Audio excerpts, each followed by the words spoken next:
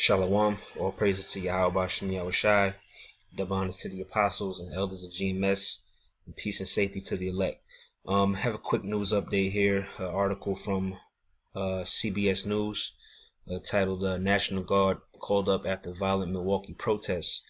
I believe yesterday there was another Jake that got shot by the cops, which they say in this article that the cop was black, but nonetheless, we've been saying that there's going to be a lot more staged police shootings. They're basically using these things as test runs or drills, so to speak, for the pending martial law that's coming, man. All right. Now, if I'm not mistaken, when you look at the previous shootings that happened like this year, like last month, you had the two Jakes. And then you had the whole Black Lives Matter bullshit going on. I don't think that they brought the National Guard out in any of these states. I don't think they did. I think they just had the police out there, you know what I mean, with the tactical SWAT gear and all that. I don't think they had the National Guard. Now, this particular incident that happened yesterday, well, technically today's Tuesday, so this would be 2 days ago, Sunday, they brought the National Guard out, which is really considered like a step up, you know what I'm saying, from what they usually do. So again, like we've been saying, it's like a domino effect, you know what I mean, or it's like a snowball going downhill. It just, as it goes on, it just gets bigger, it just gets bigger, it just gets bigger. So I'm gonna read a little bit from this article. It says, Wisconsin Governor Scott Walker activated his state's National Guard on Sunday to help police in Milwaukee if violent protests persist following the fatal shooting of a man by officers who said he was fleeing from a traffic stop. Now, that's crazy because a lot of these niggas is rioting and crying over niggas that get shot, but a lot of these instances could be avoided if you just stop being niggas, man. Well, you know, fleeing from a traffic stop, like, come on, man. A lot of these situations could be avoided if you just stop being a goddamn nigga. You know what I'm saying? It's a certain way you gotta move, and you gotta be wise, you know what I mean, while you in America. It's a certain way you gotta move, man. You gotta use wisdom. You know what I'm saying? It says, let me read on.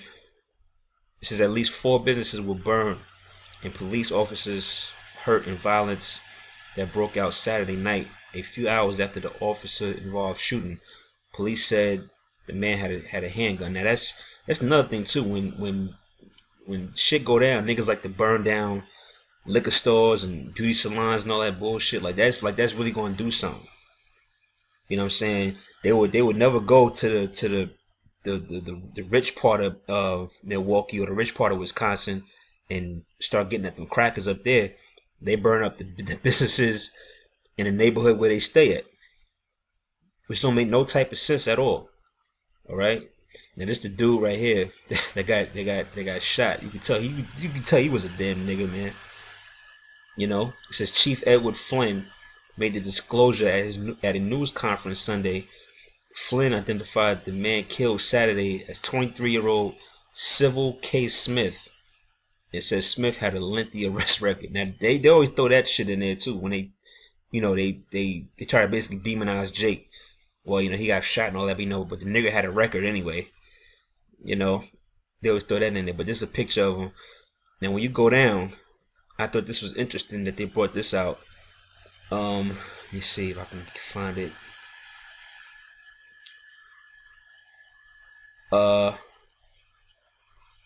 Yep, right here. It says the anger at shootings by Milwaukee police is not new and comes as tension between black communities and law enforcement has ramped up across the nation. Right? Look at the past shootings. Like I said, last month you had the Alton Sterling, Philando Castile. There was a few other ones that happened around that time in July. You know what I mean? The ones prior to, earlier this year, ones from years ago, whatever. It says, resulting in protests in the recent killings of officers in Baton Rouge, Louisiana, and Dallas. So they basically basically telling you that this was inspired by those previous ones, showing you that it's going to continue to go on. All right, any little, it don't matter if the nigga was shot by a black cop. It's just gonna be, it's just basically they trying to create that tension. All right, they're trying to create that tension between Jake and basically as it says here, law enforcement, and they could potentially use that as a way. Look, okay, look, things got out of hand. We can't control these people. We got to bring martial law now, which they basically pretty much did. All right, they brought in the National Guard, and I think, if I'm not mistaken, I think there's a curfew issue too. All right, I don't think they're bringing out in this article though.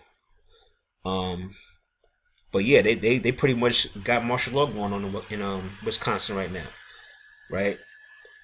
That's pretty much the article. All I want to bring out. I got a scripture. This is Jeremiah, chapter 18. I'm gonna start at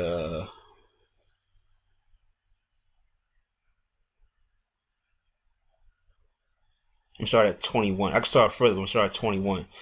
Jeremiah 18:21. Therefore deliver up their children to the famine, and pour out their blood by the force of the sword. And that's basically that's what's coming to basically 2/3 of our people.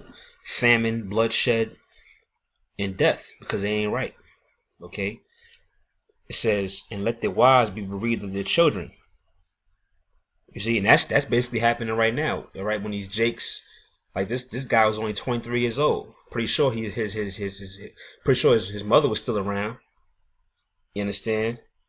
And Jake is just getting shot like it's, you know what I mean? Like it's going out of style. It says, let their wives be bereaved of their children and be widows. Okay.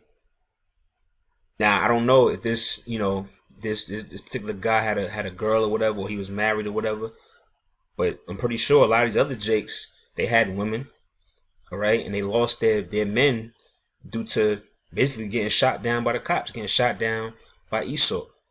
Okay, it says and let their men be put to death, let their young men be slain by the sword in battle.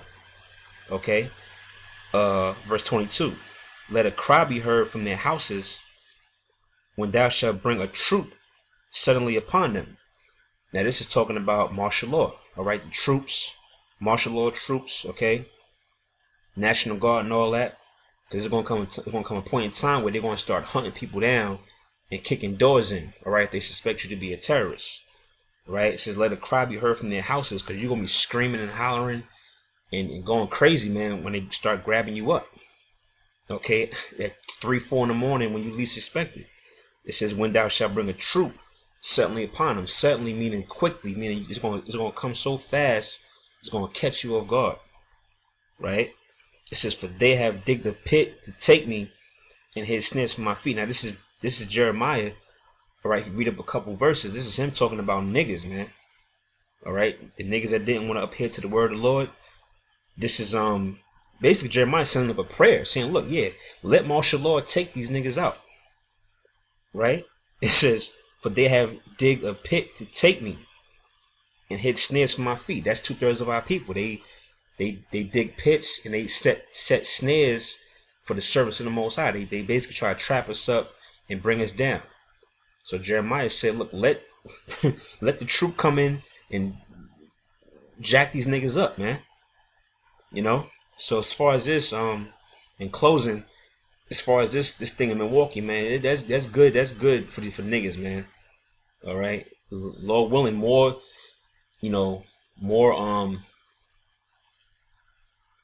events break out that lead to this martial law getting pushed out there, because this is what our people need. They need to get jacked up. They need Esau to come down on them, man, because they ain't right. Okay, and that's in the future for 2/3 of our people. Martial law and judgment, man. All right. So with that, I'm gonna say shalom.